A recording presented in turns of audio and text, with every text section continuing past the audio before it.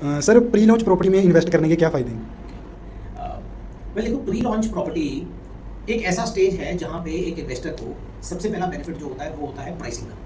कभी भी आपने नोटिस करना है, जो चीज़ पोजेशनेबल होगी ना उसमें 100% पैसा जाता है। जो चीज़ डेवलप हो रही है ऑलरेडी उसमें कम से कम 50 या 60% पैसा इन्वेस्टर को डालना पड़ता है। बट प्री लॉन्च एक ऐसी स्टेज है जहाँ पे बेयरली सिर्फ 25% ऑफ द इन्वेस्टमेंट आपको सिर्फ पूल इन करनी है। उसके फायदे ये हो जाएंगे कि एक तो आपकी करोड़ों की इन्वेंट्री जो है वो आपको बहुत ही छोटे प्राइस टिकट पे मिल गई, बुक हो गई।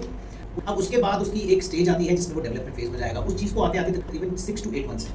इसका मतलब जब आपको प्री लॉन्च में बुकिंग आ गई और 8-10 महीने आगे चीज़ चली गई, उसके बाद आपका कंस्ट्रक्शन लिंक्ड बेस्ड प्लान शुरू होगा। मीन्स बेनिफिट इन पेमेंट करने में आपको फ्लेक्सिबिलिटी मिलती है।